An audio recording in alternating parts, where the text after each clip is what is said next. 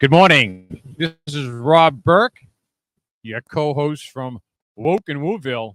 We're over in Dorchester on Washington Street, and is it Aspinwall Road? And today's topic is combination of small business. So welcome to Woke and WuVille.Boston, and introducing my co-host here, Mr. Catherine Vitale, who lives in the neighborhood. Yep, Mr. Catherine Vitale. Okay. Good morning and welcome to Woke and WuVille. So, let's call in at 617 915 is 4009 or send us an email at wokenwuville.boston. So what's going on? What's today's topic? So business in general, right? We're in my neighborhood. I live right across the street from here. And this is just an example of what we're seeing in the lower income neighborhoods. Is the big are from the Dudley area. Over here we have Citizens Bank, Subway, Popeyes. Businesses are leaving the areas, and I just learned that the city of Boston is giving grants to small businesses, which sounds great on the surface, right? Because who couldn't use a little extra money to get their business going? But is this just like any other time that we get, free handouts and help from the government? It's not gonna last, and I'm sure they probably have to sign contracts, and they have to agree to all types of regulations in order to get this grant money. So across the street, obviously, we have Subway. That's a corporation. We have the Oriental House, small business. Obviously, Citizen Bank right behind us. Oh, that was a free bus. Okay, that's a free bus. Citizen Branch. Where these people are going to get their money? I mean, how do you get loans? How do you do all these things? And so, Catherine, your angle on this is talking about what? People don't want to work. People can't work, can't find jobs. What is it? Well, so if these bigger corporations are leaving, like we're seeing here, we're seeing in Dudley, we're seeing in South Bay Mall, because of who knows what the reasons are. Maybe they don't have enough business. Maybe they're getting robbed or looted, or maybe there's too much crime happening. For whatever reasons, they're leaving the lower income areas. And I can't imagine that small businesses are doing any better. Now, today we're here too early to actually, the show airs too early for us to actually talk to any business owners out here. But I am going to come over here later and talk to the people and see how business is going, because, the smaller businesses and the mom and pop shops, what are they able to pay employees? I'm sure they can't pay them more than these big corporations can pay them. Yeah, I mean, here's a problem too. When you talk about these jobs and businesses, the economy with excessive spending, everybody's spending too much money. It's causing hyperinflation. And you take some of these small businesses, this is how they all go out of business, like across the street. Again, you have that combination of both the Oriental House and the Subway. So again, and also what may contribute is the following: these bike lanes that come into play, generally speaking, that means 50% less parking. That means if you don't have parking, you don't have business, and that causes them to go under. But talking about, going back to your point now, what is the city of Boston, when they talk about jobs, what are they talking about? Do you try to figure that out? Is it the jobs that they're creating are minimum wage jobs, keeping people in poverty? It's great that we get 15,000 new jobs from it sounds great to get 15,000 new jobs from some development going up, but if they're minimum wage paying jobs, is that great? Is that helping the majority of people? Why are we being content with minimum wage paying jobs. A minimum wage paying job is not supposed to support a household. That's a beginner's job. That's a beginner's job. This is where you learn how to work. We got the chat room going here. We got people. Hey, Gina, Cheryl, how you doing? Again, we always want to have the audience participate. So make sure you hit the chat box. Call in at 617-915-4009. And we want to hear from small businesses if we can. Have someone with a small business or have had a problem with small business, going under. Let us know. Because we need to know this. It's always bottom up, not top down. We always the young people and that need jobs, because eventually they're one button away from being, on the unemployment line, because with the new artificial intelligence. But we need to make things in this city again. We're going to need to make things. An idea that if you open a small business, you have a tax-free zone. There was a thing about in the paper about tax-free zone in the Herald today. But we have to make incentives. What is a tax-free zone? Well, for instance, they give you, the business gets an incentive that if they open up in a certain area, there's no taxes to their business or limit less taxes. Any business. Well, they're talking about small business, but they pigeonhole it, so they'll make sure that it's not every type of business. It's their type of business, things that keep you poor. Yeah, but that's the thing too, is where do we draw the line between who pays taxes and who doesn't? What, shouldn't everybody be paying taxes? Yeah, that's if everybody has to pay taxes, why doesn't everybody have to pay taxes? And let's go into this. What kind of jobs are good paying jobs? You look at all these type of businesses like barber shops, hair salons. Yeah, that's sort of the gig economy type of jobs. You look at today in the Herald. I mean, they had the rideshare riders there, the drivers. They're all up in arms trying to go unionized, and again, they're getting crushed because of the high price of gasoline and utilities. It's hard to go all over the place, but Catherine, let's say in a neighborhood like this, you're looking at the Caribbean Market, the Oriental House, Subway, barbershop, a nail salon. You really can't make a living on that. I mean, you can't. It's labor intensive and it's lineal. Hours and dollars. But if we made something here, maybe that's something you can look at as a solution. Have a zone where we're actually making things, not pressing buttons. What do you think? Yeah. I mean, I'm wondering what this space is actually going to be used for. I doubt it's going to be a business. Closed. What's happening downtown is she's giving some kind of incentives to turn the closed business storefronts into apartment units. So have you ever sat in as a Boston City Council at large candidate? Have you ever sit in any type of meetings regarding business? Or is it just public-private partnership, which is basically business subsidized by government?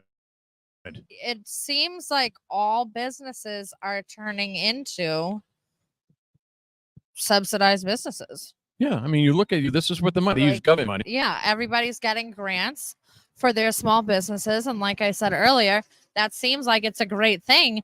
But when you have to take money from the government, then they control you. It's all quotas and it's all woke nonsense, Yeah. and it's instead of being able to go out there and start a business, You're not an independently owned business. You're a subsidized business. If you're taking money from the government. You go back. I just want to go back to that. The thing over in with the this mayor is anti-car. By being anti-car, she's basically anti-business because you can't park. You can use Cambridge as an example of what happened when you put a nutty policy in like that. Businesses shut down because they couldn't have any customers. But the point is, we need to make things here, I think. We need to make things. That's what I'm looking at as a congressional candidate. Just want to say, in general, I wanted to make my district, which is half of Boston, the manufacturing hub of this whole area. We can make everything here. We can make. We have highway, rail, water, air, and we've got enough space. And they always tell me how smart the people are. So I think we have the know-how to do that. So moving forward here. So Catherine, if you could design a program to make it easy on regular people, not the button pushers, not the woke class of people, just regular people, what would be something you might think about? When you go out and shopping every day, you need things. What is it that you might want to do, or some idea? Because you're all running, they're going to ask you about if you're against sort of the government stuff. What would be a solution? Just some idea. What do you think? As far as small businesses go, the government shouldn't be giving them money. If I owned a small business, I wouldn't want to take money from the government because I wouldn't want them to regulate me. So, I mean, it all comes down to needing less government, and how do we get less government? Each issue ties into each other, because businesses need to make a certain amount of money to be able to pay their employees, or to be able to, take care of their monthly bills. But at the same time, if the government's the only one with all the money, how do we get away from that? This is what the problem with this whole mess is here in Boston, I think. It's all the same type of jobs. They don't want us to be independently wealthy. They want us to depend on them. All the young people, like we were in Salty the other day, all those people, they're getting crushed because it happens through their rents. They can't make enough money. The jobs are, they're okay, but they're one button away from being knocked out with artificial intelligence. And as a small business myself, I deliver things during the day. Gas is expensive, and they don't want the people around here driving cars. They want them on these buses and trains. I mean, it's all a system that's set up to fail for regular people. So, I mean, we're always looking for ideas from people that run small businesses, but a lot of these people are out of here now. They're moving on. They can see the writing on the wall. They can't make a profit. They get punished if they don't follow these stupid rules. And this is just the way it is with these people. I just think we need to go back to the example. Go ahead. Well, the last of the, I think, independently wealthy small business owners are in the North End. And look at what's happening to the North End. They completely took outdoor dining away from them after charging them an astronomical fee, which nobody knows where that money went, $500,000. Or where they got that number or why. And they took their outdoor dining away. And now a lot of those businesses, especially the side street ones and the ones who don't have patios to have their outdoor dining on, they're suffering. And they're suffering on all ends, in all aspects, because not only do they have less table space than other restaurants in Boston, but people don't want to apply for jobs there because they know that they can make more money down at the seaport, which the seaport is all big corporations and government owned. So they are truly destroying small business, and we're letting them.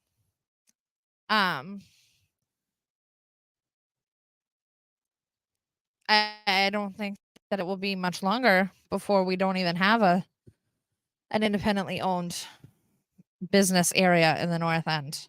Everything will be government subsidized or big corporations. So, this is a tough subject for us because, for me anyways, because I travel besides Boston and other areas, but you see the same plight in other areas, whether it's a suburb or not. The way the system's set up right now, listen, you got to go back to, this may sound crazy, but back when the Pilgrims landed at Plymouth Rock, when they landed here, the Puritans all went to the community style, business setup, or the communist or commune or community. And what happened was they almost stopped. It was only when they broke off as individual businesses that they flourished. And that's what it was. We got to get back to competing for the business and give the people incentive so they can make a profit. This is impossible. Everything's so expensive here now, and it's just like, if you're not taking the T, you're not taking the bus. You live in these tough places in the area. So this is not different from any place I see in the South Shore. There are places all closed down. This is bad news. We need to. I mean, if I was a Boston City Council, I'd be taking on all these government type of private public partnerships. They don't work. They don't work. They just take government money from someplace in the rest of the country and set up a business. Oh, look how great we are. None of these people have ever owned a job, had a job. They're all government workers. Yeah, the government workers, the ones that we have now, they don't know what it's like to struggle. They don't even know what it's like to work. So now you have the young people that have been basically saying socialism, that particular thing is better than capitalism. Okay, and we have to really get involved in this. So like I said, we have until November 8th to talk about these subjects, and as we go forward, 7th. This November 7th. So as we keep on rolling here, and it's let me see, it's 6:50 in Boston. A nice day today, and again, call in at 617-910-4009 or send us an email or text. 617-915-4009. Correct. And in the social, we're on the social media. We're on Twitter, Facebook, YouTube, and we will be on Rumble. Yeah. So we want to go through the social, and the thing is, the way to do this, we're looking for people who walking by and people that are calling in or sending us a text so we can continue the conversation. For us to just sit here, I don't think it's a great format, just talking and yakking away. We want people who actually do the heavy lifting to call and say, hey, this is what we found out, and these are great ideas, and this is what we should expound on. And you can always do that the night before, send us a message, and keep on chatting. And again, on these type of podcasts, we want to keep it tight and keep it short, and obviously follow what's going on. So what else? What do you think about anything else? When your situation, you can't work, right? Is that what it is? This is something right there. Let's say you want to get out of this system that you're in right now, and it's not easy. So in order, as a single parent on welfare and with Section 8, the only way out is a significantly immaculate paying job. If I were to go get a minimum wage job right now, most of my benefits would get cut off, and I would immediately have to start paying a third of my income for rent. And how you doing, ma'am? Hey, if you could set up a job, a great job, for what job would you come up with besides walking? Okay. So I would immediately have to pay a third of my income toward rent, and I would be working for no money and not able to care for my kids the way that I am now, because as of right now, I'm with my kids almost 24/7.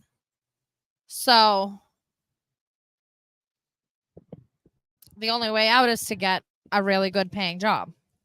Have you ever talked to any of the other candidates that are running for Boston City Council at large, how they would fix this problem, or do they see there is a problem? The government, I mean, city council candidates included, the government's job and goal and objective, whether they want to word it the same way or not, is to keep people content with being poor. They want to go on and on about how much they do for low income families and poor people.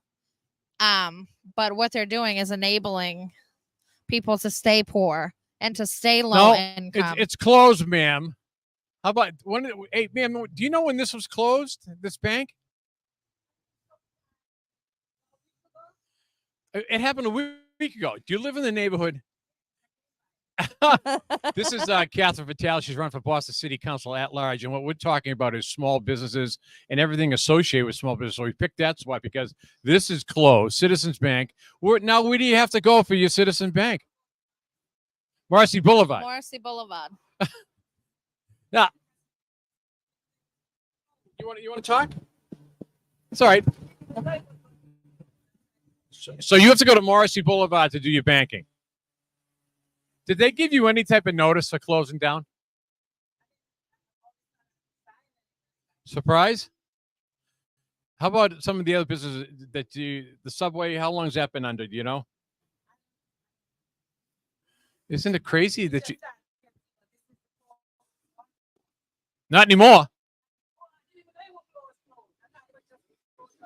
Surprise, huh? Surprise. You can always contact Woke and WuVille.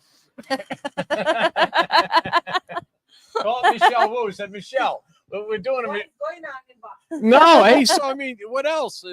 What else are the little things you notice? We notice small businesses closing, no banks. They have all these things going on, but nothing's getting done.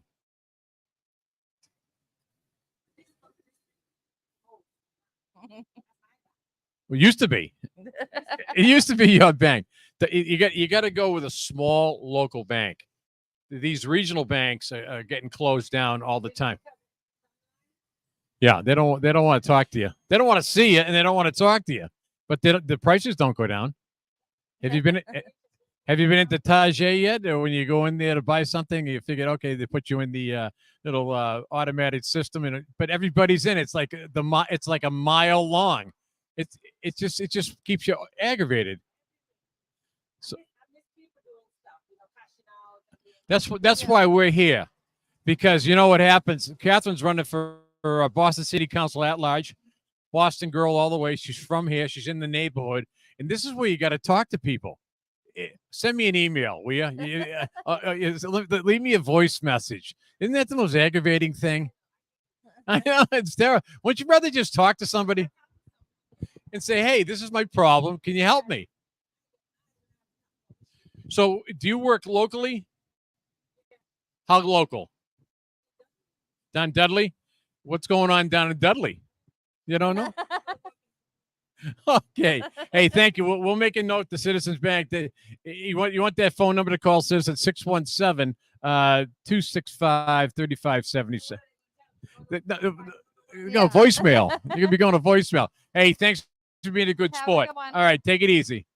So there's an example of a person coming by this bank who lives in the neighborhood and had no idea the branch is closed. This is all about a dysfunctional city on purpose to make sure that you don't have an opportunity. Dysfunctional on purpose. Dysfunctional on purpose. So, anyways, it's now 6:57, and we're going to keep these shows a little bit short and to the point. And how we get in touch with you, Catherine? Well, you can call the phone number if you want to talk to us on Woke and WuVille, 617-915-4009. Or you can find us on Facebook, Twitter, or YouTube. You can go to wokeandwuville.boston to contact us. We get Back my campaign. No, we just lost. Hey, Cheryl, we're right down the street from you. Just so you know, We're around the corner. right around the corner. We don't have to go around this every week. All small businesses closing, whether it's a corporate or basically a mom and pop, and that's what we want to do. But this is everywhere, and this is a great subject to talk about. And we'll continue. We'll dive deeper into compare and contrast the old Ben Franklin approach of looking at private sector versus. Yeah, especially when we've had a chance to talk to business owners. Yeah, and as we go 8 weeks, more than that, right? We'll have about 8 weeks of shows. So that's before the election. Yeah, so we have about 11 weeks. So we have at least 44 shows, and we'll come back in this subject a little bit later. But right now we have all the little techniques we're working on. We find a good location, and we have five live viewers. So if you catch this later, please leave a message in the chat room, chat box. Send us an email or call and leave us a voice message, because I'm looking at the chat right now. Hey, Barbara, how you doing? And it's good. It's going back and forth. There's a couple people, but the more the merrier. Tell your friends, hey, you can't sit in the sidelines anymore, folks. You got to participate, okay? You can't worry about what people are saying to you, because remember, the people that are working for a living, the makers, not the takers, the takers don't care. Either they don't understand or that's all they know. And the government people do not want you to be free of them. They want to be your parents, okay? You've already got parents, but this is what they want. So, Catherine, we have exactly 7 o'clock. It's been about a little bit 17, 18 minutes of the show.